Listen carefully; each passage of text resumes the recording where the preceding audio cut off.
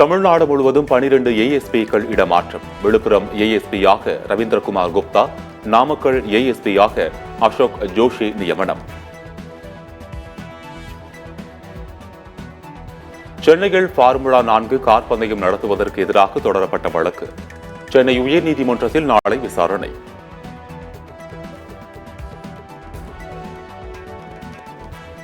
சென்னை மற்றும் பஞ்சாப் ஐஐடி இடையே புரிந்துணர்வு ஒப்பந்தம். கேட் நுழைவுத் தேர்வு இல்லாமல் முதுகலை பட்டம் பெறும் திட்டம் தொடர்பாக ஒப்பந்தம் கையெழுத்தானது.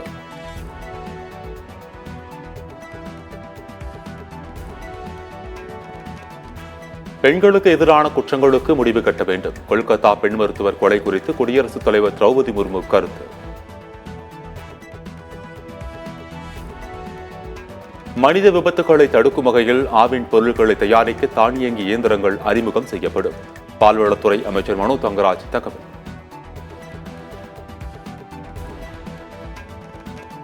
சென்னை தண்டையார்பேட்டையில் குறைந்த கட்டணத்தில் டயாலிசிஸ் சிகிச்சை அளிக்கும் மருத்துவமனை திறப்பு விழா அமைச்சர்கள் மா சுப்பிரமணியன், சேகர் பாபு ஆகியோர் திறந்து வைத்தனர்.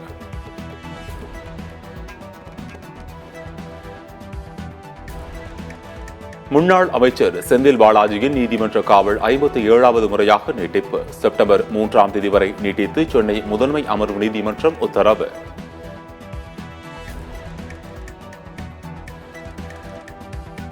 திமுகவில் சீனியர் ஜூனியர் சண்டை தொடங்கிவிட்டது. முன்னாள் அமைச்சர் ஆர்.வி. உதயகுமார் விமர்சனம்.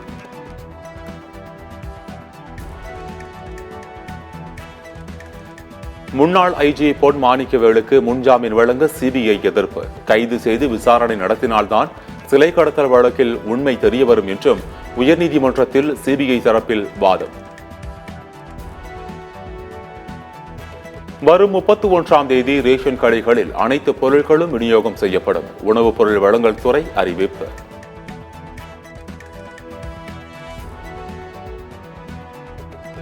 புதுச்சேரி சட்டப்பேரவையில் முதலமைச்சரின் தனிச் செயலரை எம்எல்ஏ வெளுத்து வாங்கியதால் பரபரப்பு.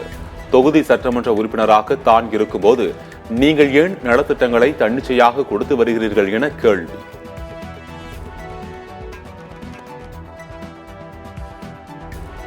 சேலத்தில் திரையரங்கில் கெட்டுப்போன உணவு விற்கப்பட்டதால் சர்ச்சை. வாடிக்கையாளர் ஆத்திரமடைந்து ஊழியர்களுடன் வாக்குவாதம்.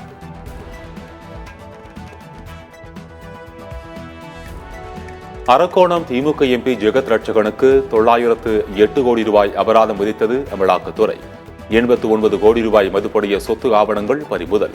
சிங்கப்பூர் உள்ளிட்ட நாடுகளில் சட்டவிரோதமாக பணப்பரிமாற்றம் செய்ததாக ஈடு தொடர்ந்த வழக்கில் நடவடிக்கை.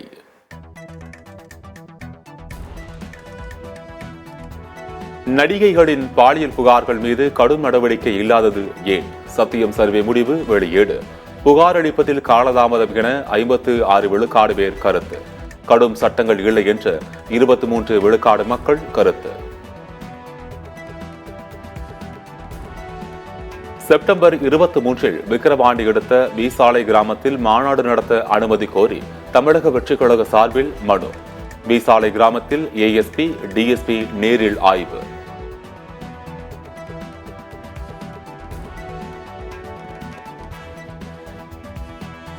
ஓய்வு பெற்ற காவல்துறை அதிகாரி ஜாஃபர் சேட் மீதான வழக்கு. அமலாக்கத்துறை மீண்டும் வாதங்களை முன்வைக்க சென்னை உயர்நீதிமன்றம் உத்தரவு. 28,602 கோடி மதிப்பில் நாட்டில் 12 தொழில் நகரங்கள் அமைக்க ஒப்புதல். 10 லட்சம் பேருக்கு நேரடியாக வேலைவாய்ப்பு கிடைக்கும் என மத்திய அமைச்சர் அஸ்வினி வைஷ்ணவ் தகவல்.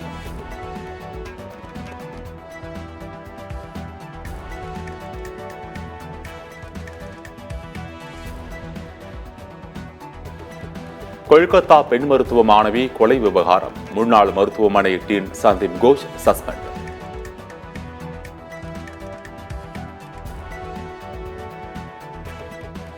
பலாத்கார குற்றவாளிக்கு தூக்கு தண்டனை கேட்டு போராட்டம் நடத்த வாருங்கள். திரிணாமுல் கட்சியினருக்கு மேற்கு வங்க முதலமைச்சர் மம்தா பானர்ஜி அழைப்பு.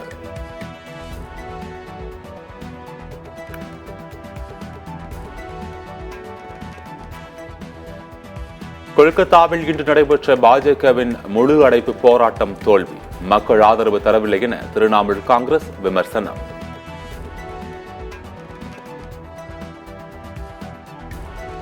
ராஜஸ்தானில் போகாவோ ஆற்றின் தரைப்பாலம் வெள்ளத்தின் தாக்கத்தால் இடிந்து விழுந்து விபத்து, போக்குவரத்து துண்டிப்பு.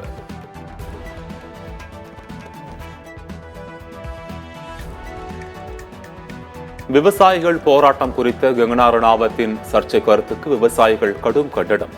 சண்டிகரில் விவசாயிகள் மற்றும் ஆம் ஆத்மி தொண்டர்கள் போராட்டம்.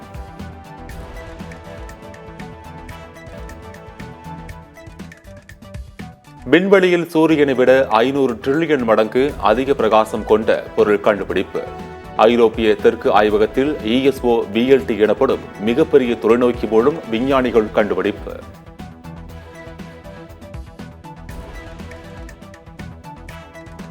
லக்னோ அணியின் ஆலோசகராக இந்திய அணியின் முன்னாள் வீரர் ஜாகிர்கான் நியமனம்.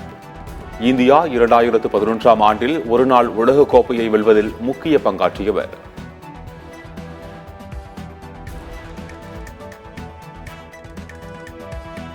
ICC டெஸ்ட் தரவரிசை வெளியீடு. இங்கிலாந்து அணியின் முன்னணி பேட்ஸ்மேனான ஜோ ரூட் 881 புள்ளிகள் பெற்று முதலிடத்தில் நீடிக்கிறார்.